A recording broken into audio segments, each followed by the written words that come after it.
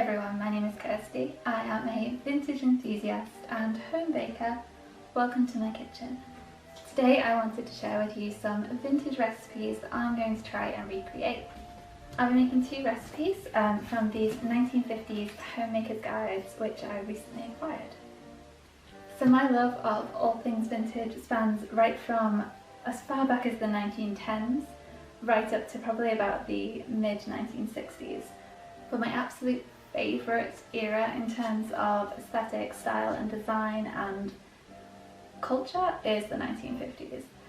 Now I am of course of the vintage style, not vintage values camp.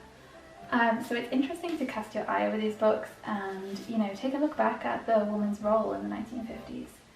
So this book is from 1958 and this book is from 1952. They do serve as quite a good treasure trove of traditional recipes, from cooking and prepping meals, and then they go through all the various techniques that any housewife should know when it comes to making various cakes, breads, scones, that kind of thing.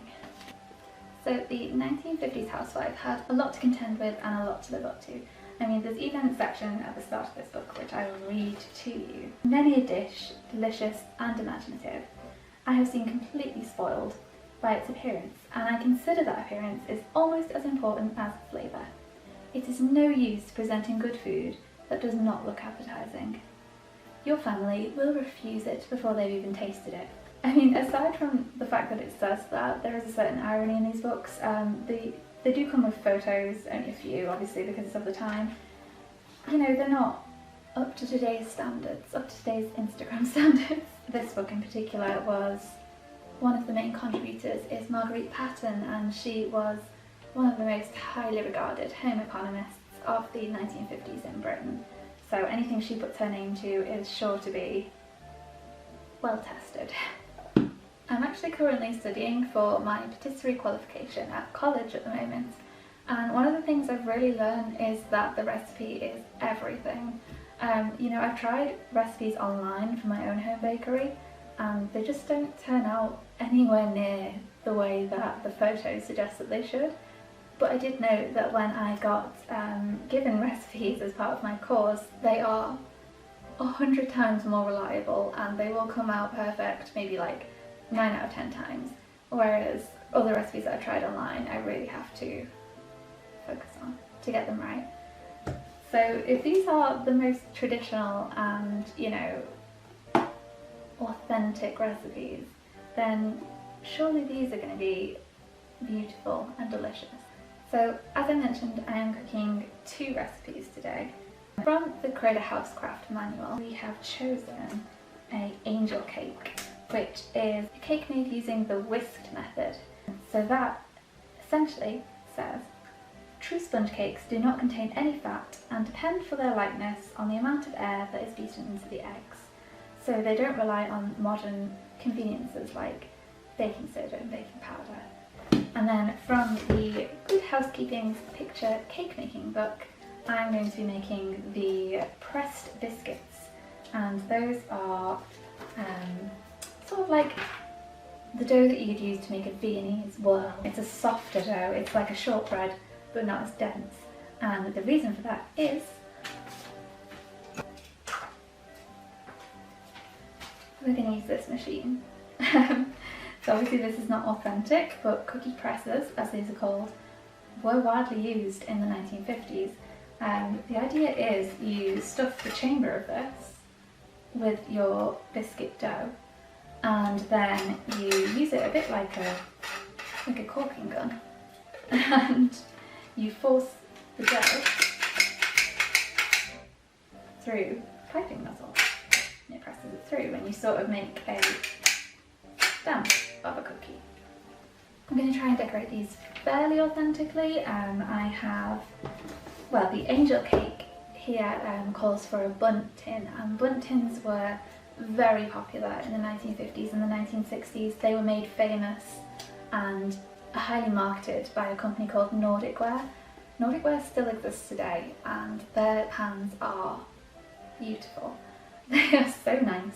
I did consider getting one for the purposes of this video, but unfortunately They do range in price from anything from like £40 up to £60, and I just can't justify that for one cake tin at the moment, even though they are lovely. And the patterns are so intricate and pretty, and they especially seem to focus on Christmas design, so maybe I will treat myself at Christmas instead. But for the purposes of, this is probably the first bundt cake that I've ever made, weirdly, considering how much I bake. So it will be interesting to try out a bundt tin and see if I can get it to release perfectly without much effort. Also just wanted to really quickly give you a bit of background about these books. So the Creda Housecraft manual, it's a British publication, and it was, as I said, published in 1958, and Creda is a company, a home electricals company, and they sold things like washers and kitchen appliances like ovens, cookers, that kind of thing.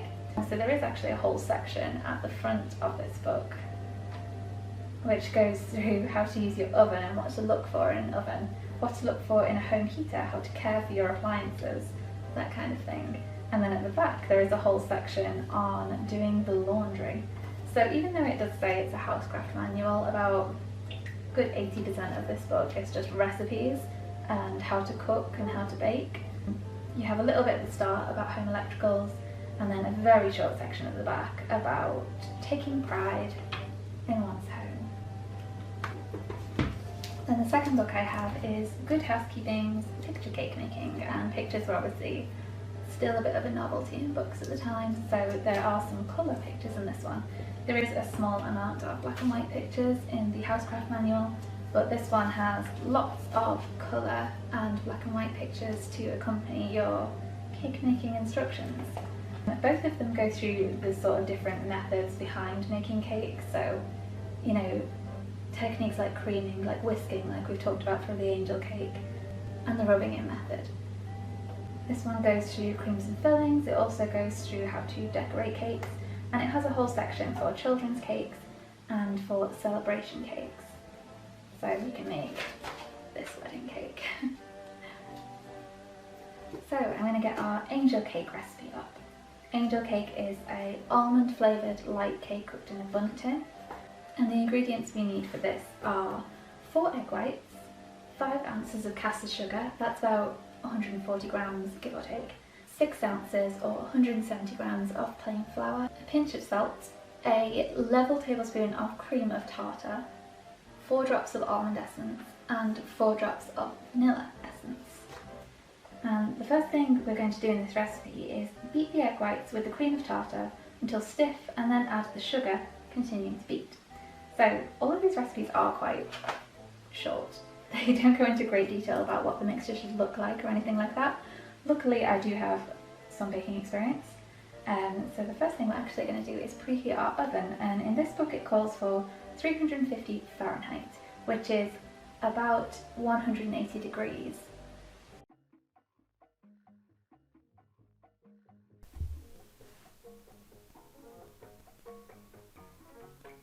Okay, here is the bundt tin that I just got off Amazon, and it's really pretty, it's really sturdy, and it looks good quality. I initially thought you would have to grease this, but when I looked up online, you don't actually have to grease the tin for an angel cake. So here's hoping that it comes out okay.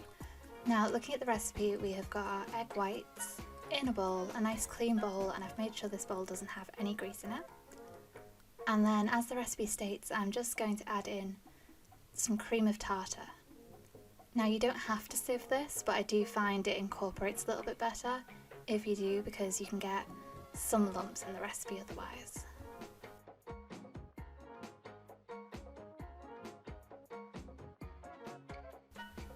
So here I'm just using my electric whisk to get this to the stiff peak stage. That's where the egg whites just sort of hold peaks on their own accord. I can't imagine doing this by hand with a manual whisk. But now we're going to add in our caster sugar. Just add that in gradually, a little bit at a time, and keep whisking until you've got this really silky, shiny meringue. And we will do the trick, the Great British Bake Off trick. We'll hold the bowl upside down. And notice how it does not move. That's how you know it's good. Now back to our recipe. we're going to fold in the sifted flour.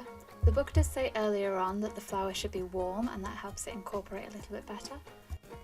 So I've already added my pinch of salt to the flour here, and I'm just going to sieve this in after adding in the essences, vanilla and almond. So you want to do this just a tiny bit at a time because we don't want to knock out any of the air that we have put into this meringue. The idea is it's as fluffy as possible. And I did find this really difficult. I don't know if it was the quality of my flour. I do tend to go for a cheaper flour at the moment. Maybe you need a more expensive premium cake flour. But it did still knock out quite a bit of air, and you can see this is my finished mixture after I incorporated all that flour. It has lost quite a bit of volume. And I did end up doubling the recipe in the end. I did make this once and it only filled up about barely a third of my cake tin. I don't know if the cake tin the recipe was formulated for was much smaller in the 50s, but we ended up doubling it, and as you can see it still didn't quite reach the edges. But I'm going to throw that in the oven at 180. And in the meantime I'm just going to whip up some buttercream. Now this isn't recommended in the book in any way, I just think it would look really pretty and it'd be nice for decorating the cake. So I've got a bit of stalk margarine and I've mixed that with some icing sugar.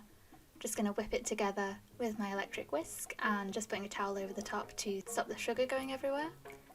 I'm adding a little bit of raspberry flavouring and then a little bit of pink food colouring and a tiny splash of milk. So once that all incorporates, you'll end up with a really fluffy, lovely buttercream. Just going to put that to one side. So my cake came out of the oven and straight away I flipped it over. I've seen things that say you need to let it cool in the tin for a bundt cake, but it seemed absolutely fine. The only thing I noticed was obviously we had some bubbles, some air bubbles, where we've lost the perfect shape. And I've just got here a water icing, and that's literally as it says on the tin, it's icing sugar and water. Just make sure you add the water really slowly because it's probably less than you think that you need. And of course just a bit of pink food colouring to continue that theme.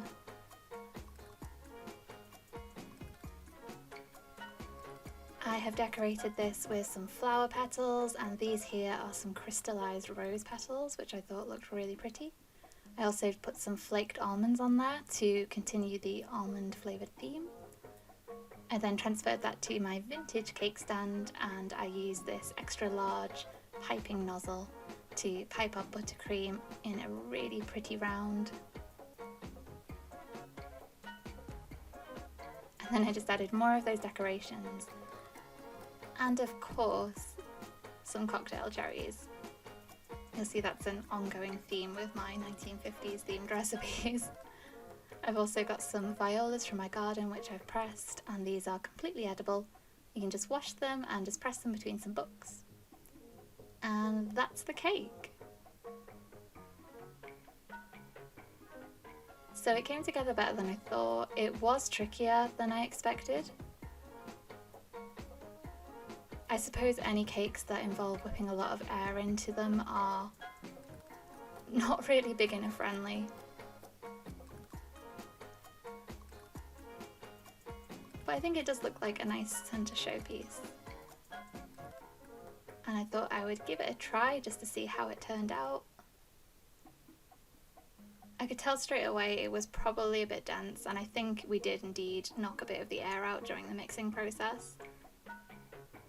So as you can see, it was a little bit tougher, but it did taste really nice, and I think I could probably make this better again.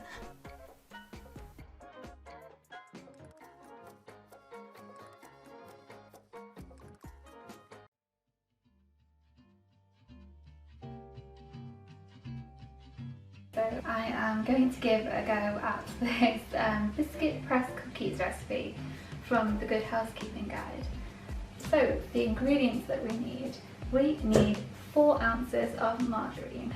So we've added our margarine to our bowl, and now we need 4 ounces of caster sugar. 4 ounces is about 112ish grams. And this is exactly the same amount of margarine that we put in this bowl. So I've got that here. And then these biscuits are made using the creaming method, which is where you cream your fat into your sugar until it's light, fluffy and pale. We can normally do this quite easily these days with an electric whisk. They did have electric whisks in the 50s, possibly even earlier I believe, but to be honest, since we're using margarine, it's really not difficult to cream this recipe. You'll find it gets stuck to your spoon a bit, you might need to release that, but because margarine is so soft, you shouldn't have much trouble doing this by hand.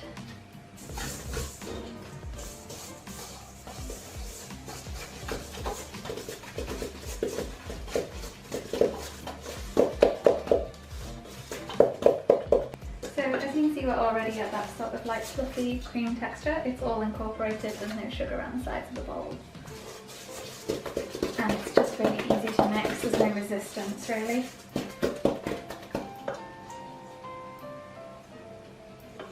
And now the recipe calls for you to add the flour and the egg a little at a time.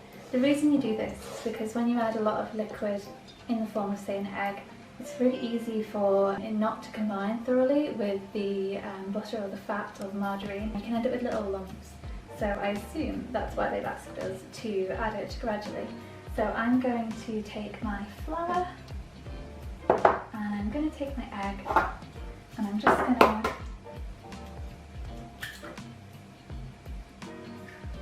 crack that into a bowl. And then I'm going to beat it with a fork, just so I can portion it out and use a little bit at a time to incorporate into the batter. Okay, so a little bit of flour.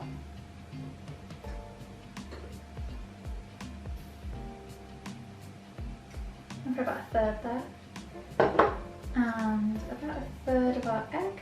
Ooh, that might be about half. And then we're just going to combine that. It says we want this to turn out like a soft shortbread mixture. So a little bit more flour. A little bit more egg.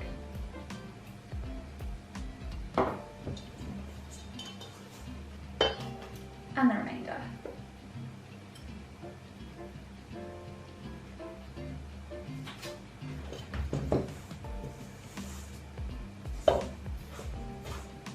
When it comes to biscuit doughs, it really shows you like how strong and how physical being a housewife in the 1950s and around that era were. That felt like a little workout for my muscles because I do normally use my electric mixer for everything and I'm fairly weak, even though this is a very soft dough. I think actually you'll find that a lot of these doughs you can just get in there with your hands and you'll have more success than using a spoon sometimes. But as you can see on the texture, it is like a shortbread, but it's sort of got a sort of paste texture. It's quite a firm paste, it's not as soft as I thought it'd be initially, but yeah, it's not really like a shortbread dough, it's very, very soft. So we're going to put this into the cookie press now. It says to use a biscuit 4-inch syringe and pipe it out onto greased baking trays. So we'll do that. So I've got my cookie gun or my biscuit 4-inch syringe and I'm just going to make sure the pump is right at the back of it. So I just use this little lever here, pull it back. I don't think all of this dough is going to fit in the syringe, so I'll do a little bit at a time. Clean hands. It is sort of like, it's not very pasty, I can turn it, can bring it together, which is probably a good thing in terms of, getting it into this chamber. That's probably about half of my mixture. So I'm going to take this little star design plate, which I think vaguely matches some of the ones in the book. It goes into this little dip here, which I've got dough all over, but it's fine. and then fastens onto here.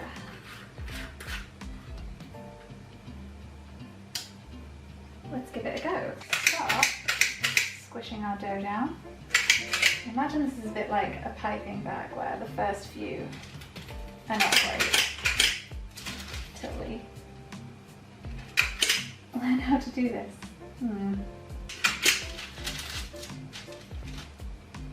That one's awful. We're going to get the hang of this with a bit of practice.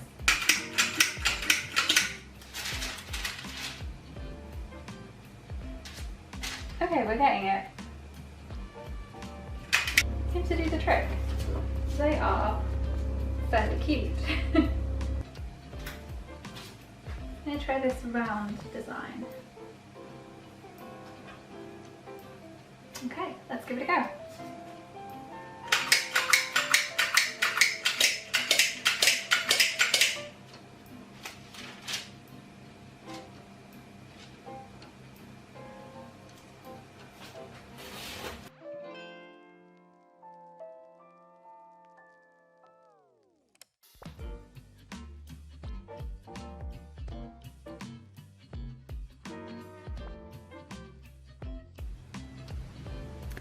So while our biscuits, these are the biscuit press cookies and this is what they should hopefully look like. While they're cooking and while our cake is cooling, I just wanted to show you some things that I am going to do for decorating these bakes. So obviously these biscuits are not decorated at all. It looks, from the tone, it's hard to tell, that she's probably done a chocolate dough and a plain dough. And there is actually a recipe for chocolate biscuit press cookies. It says you just substitute 1 ounce of cocoa for 1 ounce of the flour, and a little vanilla flavouring also improves these cookies. So what I've done, obviously these aren't shortbread, but they're quite similar. What I have done is I've made 2 flavoured sugars. So this one here, in my little teacup, is just some fresh lemon zest mixed with some granulated sugar to make a lemony sugar. And then the other thing I have is this jar here, and this is a used vanilla pod, so it's really great for sprinkling on biscuits and cakes. It's also delicious as a, teaspoonful in your morning coffee, things like that. You can even use flavoured sugars like this to do the rims of glasses for cocktails and things. It's a really nice thing to have in if you are a fan of hostessing like I am. Okay, so it's just coming up to 15 minutes. So I'm going to give our biscuits a check and see how they're doing. So at 15 minutes these biscuits were completely done. So I think my oven maybe is a little bit better than a Creda Housecraft oven. The best way to tell when a biscuit is done is if it has this golden colour to it. Sometimes they'll feel soft, biscuits, when they come out of the oven. But actually they harden up quite a lot when they're just sat there out of the oven in the air. So never be tempted to overcook a biscuit just because it feels a little bit soft when it comes out the oven. I'm really pleased with this recipe. They are so pretty. Obviously this is our little failed biscuit there. But everything else has pretty much kept its shape. It still looks really lovely. They did puff up and spread out a tiny bit, but not too much. These ones are absolutely stunning. I really love this 5-petal flower design. Definitely going to try that again. And I've just sprinkled the vanilla sugar over these ones. Then one final thing I'll be decorating with, just on homage to 1950s kitsch baking, is I'm going to add some cocktail cherries.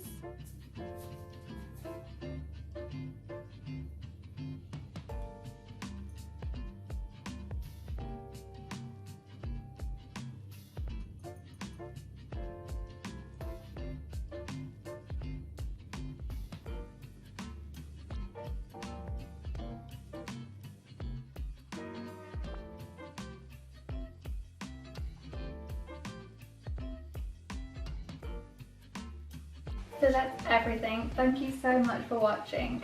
I would love to hear what you think about the recipes that I created today. Do they look appetizing? Would you try them, or do you prefer more modern cakes and desserts? If you'd like to see me do more of these videos, I would be delighted to, so please let me know if you enjoyed this one. I really enjoyed baking today. It was a lot of fun to try things out. Obviously it's a lot of fun to taste cakes, not the hardest job in the world. But you know, in these books as well, there are tons of cakes, tons of recipes, and I could go on for ages trying them all out, and I would be happy to, because I think it would be a bit of an education for me at the stage of baking that I am at. So I would love to try some big cakes, we'll try some dough recipes, loads of things that look really good in here. Christmas recipes especially, when we get to it. And I'd also like to try out some of the savoury recipes in these books too. It might be a bit tricky because I am vegetarian, but I'm sure we can adapt something to be inspired by these recipes and create a really nice 2-course dinner and drink to go with it, with some of my vintage serveware and vintage glasses. It would be a lot of fun. Thank you so much for watching, and I really appreciate you being here. Be sure to subscribe if you are on YouTube. I would love to earn you as a follower. This is my first ever video, so hopefully I will get better at this and keep trying to make them. It's very hard for me to do something like this. I am very naturally anxious, so I'm pushing myself out of my comfort zone. So your support would make that a little bit easier. I will see you in the next one, hopefully. Thank you so much. Bye.